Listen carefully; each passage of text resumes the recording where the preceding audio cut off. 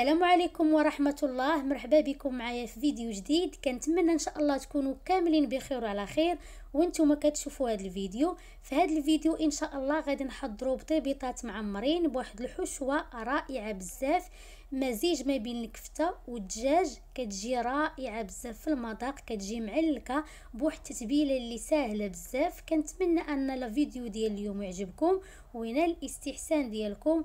تبعوا لا فيديو حتى الاخير باش تشوفوا الطريقه والمكونات. هنايا كنحتاجوا الصدر ديال الدجاج بعد ما خديناه وغسلناه بشويه ديال الملحه والحامض، خديته وقطعته شرائح طويله على هذا الشكل. بالنسبه للكميه بطبيعه الحال على حسب عدد الاشخاص. كناخذوهم كندير لهم هنا شويه ديال الملحه، غير شويه ديال الملحه ما نكثروش حيت راه حنا غسلنا الصدر ديال الدجاج بشويه ديال الملحه. كنضيفوا ليه راس معلقه ديال الابزار، كنضيفوا ليه نصف معلقه ديال الخرقوم، وكنضيفوا ليه شويه ديال السكنجبير غير راس معلقه، وهنايا غادي نضيفوا نصف معلقه ديال التحميره على حسب اللون، وهنايا غادي نضيفوا غير شويه ديال الحار، راس معلقه صغيره ديال الحار، وهنا غادي نديروا عصير ديال نصف حامضه، وغادي نضيفوا الثوم بودره. مهم نضيفوا هذا المكعب ديال الثوم اولا نضيفوا ديال القرعه بحال مهم بجوجهم كيعطيو واحد المذاق اللي جميل بزاف. هنايا غادي نضيفوا واحد المعلقه عامره ديال المطارد. مهم هادو هما المكونات اللي كنحتاجو لهاد الصدر ديال الدجاج. كنخلطوه مزيان، نخلطو بيدينا بهاد الطريقه حتى كيدخلوا دوك المكونات كاملين في الدجاج، وكنغطيوه بواحد البلاستيكه كنخليوه يرتاح. باش ما خليناه باش ما كيكون مزيان نقدروا نخليوه حتى يبات ليله كامله باش يزيد يتشرب دوك المكونات اللي ضفنا ليه.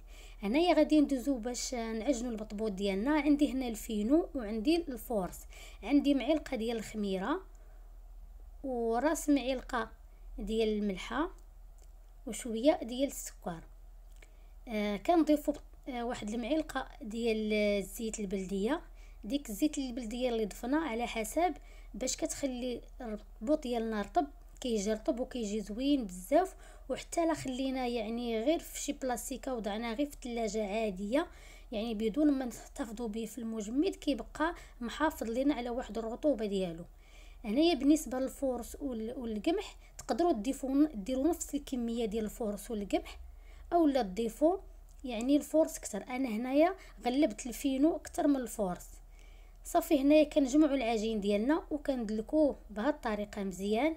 بطبيعه الحال البطبوط يعني ضروري خصنا ندلكوه باش كيجينا رطب وكيجينا هشيش، ماشي بحال المسمن غير كنعجنوه وكنجمعوه في بلاصيكه وكنخليوه كيطلق راسو.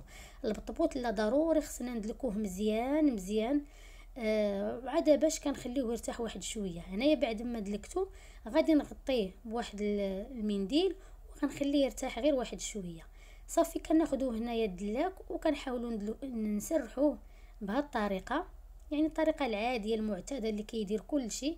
صافي كنقطعوهم الى دوائر على هذا الشكل، كنخليوهم يختمروا وكندوزو نطيبوهم في مقيله. كنوضعوا البطبوط ديالنا، مجرد ما كنوضعوه بالزرب كنبداو نقلبوا فيه. يعني هذه هي الطريقه باش كيجي البطبوط زوين وكيجي منفوخ، يعني كيكون صالح باش نديروا فيه اي حشوه.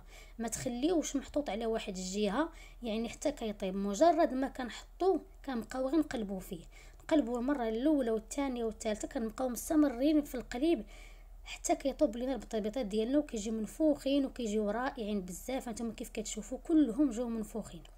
كيف قلت لكم يعني ما تخليهمش على واحد الجهه، بقاو تقلبوا فيهم واخا كيبان لكم راه طابوا، ولكن بقاو تقلبوا فيهم باش حتى ما يجيوش قاسحين. الا بقيتو كتقلبوا فيهم ما كيجيوش قاسحين، كيجيو منفوخين وكيجيو رطبين. صافي هنايا بعد ما طيبت البطيبيطه ديالي على هذا الشكل كيف كتشوفوا راه جاو كلهم منفوخين وجاو زوينين. صافي كنزولوهم وكنحتفظوا بهم حتى كنبغيوهم. هنايا كناخذوا واحد المقيله غادي نوضع فيها واحد الكميه ديال الزيت، الخليط ما بين الزيت البلديه والزيت الروميه. كنوضعوا فيها واحد الكميه ديال الكفته. المهم انا ما غاديش نقلد لكم بالكميه شحال، على حسب عدد الاشخاص وعلى حسب يعني كل واحد شحال بغى يدير. انا درت هنا واحد الكميه ديال الكفته، غادي نقليها في الزيت. على هذا الشكل كيف كتشوفوا. يعني بوحدها غادي نقليها مزيان وغنبقى نديها ونجيبها في المقيله حتى كتطلق. بهذه الطريقه الكفيته كتطلق لينا واحد المذاق زوين بزاف. خديت هنا البصله، خديت غير حبه وحده ديال البصله كبيره قطعتها على هذا الشكل. يعني كنقطعوها الى شرائح طويله على هذا الشكل، حيت انا هاد البصيله بغيتها تبان ليا في الحشوه، كتجي زوينه في الحشوه من كتكون باينه. صافي هنايا كنشحروهم مزيان هذيك البصله مع الكفته على هذا الشكل حتى كتنزل لينا البصله واحد شويه. ومن بعد كناخذوا داك الصدر ديال الدجاج اللي درنا ليه تتبيله، شوفوا ما شاء الله على واحد اللوين خدا. كنضيفوا على المكونات الاخرين ديال الكفته والبصله وكنشحروهم كاملين بهذه الطريقه. المهم كنبقى نشحر حتى كيدخلوا لي هاد المكونات في بعضياتهم. كي شفتوا انا الكفته ما درت ليها حتى شي حاجه ديال العطريه نهائيا، لا ملحه لا بزار لا حتى شي حاجه، غير قليتها في الزيت وضفت ليها البصله وضفت ليها هاد الدجاج هاد العطريه اللي كاينه في هاد الدجاج. يعني هي اللي غادي تنسم لينا داك الكفته وغادي يطلقوا لينا المكونات في بعضياتهم على هذا الشكل. صافي هنا كنبقاو نشحروا في هاد المكونات حتى كتشحروا مزيان. هنا ضفت واحد المعلقه ديال المعدنوس. صافي هنا تقريبا واحد المعلقه كبيره ديال المعدنوس وكنعاودوا نشحروا هاد المكونات مزيان. صافي كيف كتشوفوا الحشوه جات رائعه رائعه بزاف، فيها واحد اللوين زوين، كتجي يعني مشحره وكتجي معلكه. كنضيفوا ليه معلقه ديال الجبن، المهم معلقه كبيره ما بين معلقه حتى لجوج معالق. كنضيفوا ليه كذلك واحد جوج معالق ديال الفرماج موتزاريلا اولا فرماج احمر، يعني اللي متكون عندكم. حتى لا ما كانش عندكم لا جبن لا فرماج يعني موتزاريلا او الاحمر، ضيفوا غير 3 أو 4 المربعات ديال الفرماج او مثلثات، المهم اي نوع عندكم ديال الفرماج. صافي هنايا كنخلطوا هاد المكونات مزيان حتى غادي يذوب داك الفرماج مع الجبن.